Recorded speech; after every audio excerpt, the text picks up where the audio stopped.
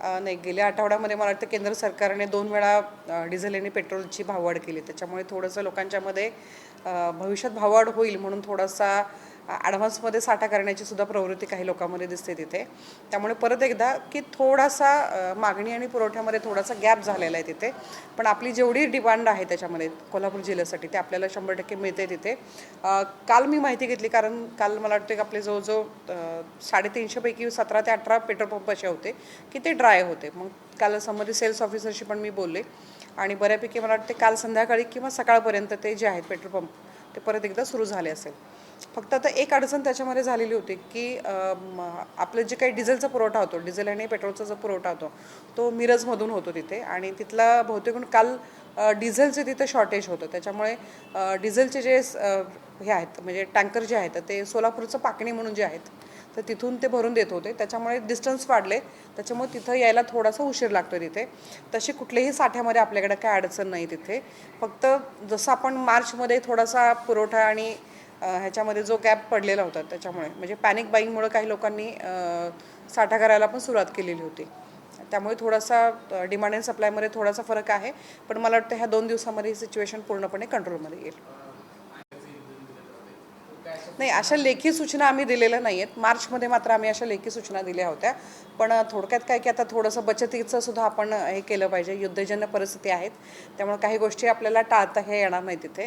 त्याच्यामुळे माझं परत एकदा जनतेला आव्हान राहील की गरज असेल तरच तुम्ही तुमचा वाहनांचा वापर करा. शक्यतो सार्वजनिक जी वाहतूक व्यवस्था आहे त्याचा देखील प्राधान्याने वापर करा. इलेक्ट्रिक वाहनांचा जास्तीत जास्त वापर करा, जेणेकरून आपल्याला ह्या युद्धजन्य परिस्थितीमध्ये आपल्याला पेट्रोल आणि डिझेल जे आहे त्यांचा आपल्याला वापर कमीत कमी करता येईल तिथे.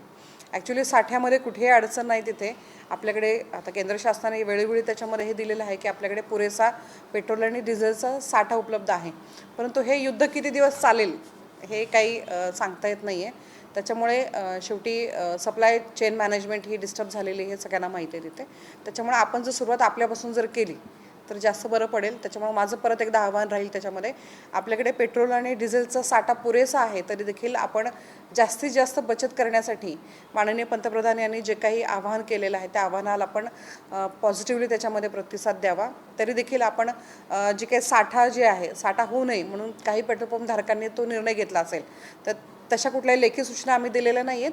तर मला असं वाटतं आव्हान काही चुकीचं नाही आहे, त्याच्यामुळे काय हरकत नाही असं मला वाटतं त्यामध्ये.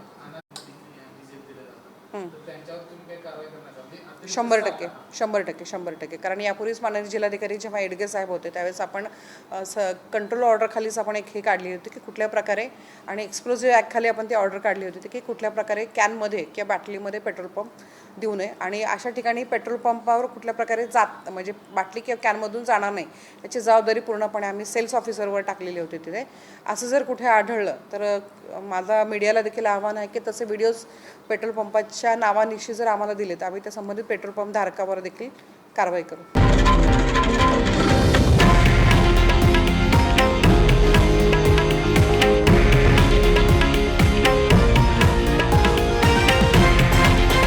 हे आहे देशातील नंबर 1 न्यूज नेटवर्क आणि आपण पाहत आहात TV9 मराठी, एकमेव.